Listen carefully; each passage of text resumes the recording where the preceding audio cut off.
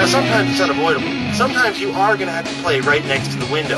So in cases like that, you want to maximize the cover and minimize how much you give the other people to shoot at. So when you're playing next to a window, when you're playing right next to it, what you want to do is come out the corners.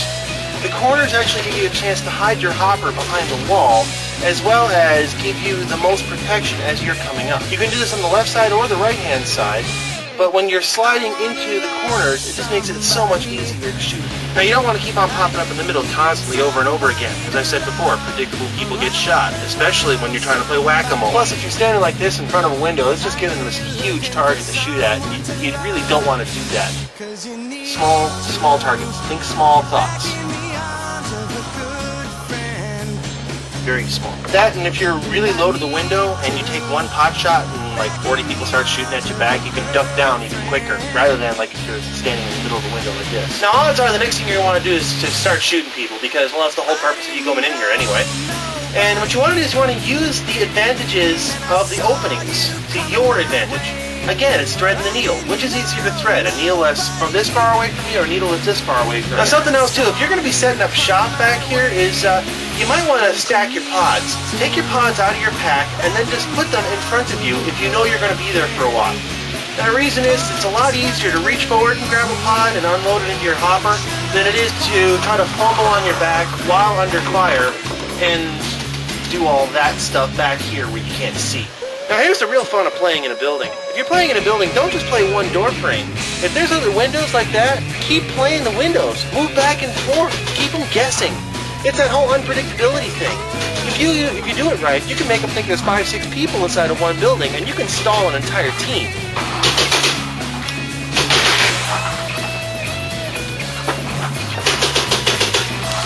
It's possible. You just have to work it.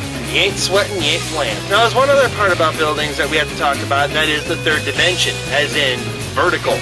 Some buildings have a second story on them. Now, just because there's a staircase going up to the second story doesn't mean that you have to go up there in order to win. Sometimes they put it in there just to really throw you off and mess you up.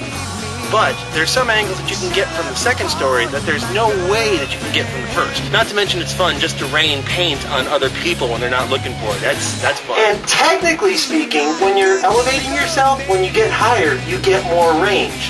I say technically because the ball drops further because it takes longer to get to the ground. So you might get somewhere between 30 and 50 more feet of range when you go up a story. Which comes in handy when you're trying to shoot those guys in the back row. Oh yeah. So is this everything that you're going to need to know in order to play buildings? Well, unfortunately not. There's a lot of other skills that you're going to pick up as you go along, but experience is going to be your best guide. So get out there and go play. Have a good time. Catch you next week.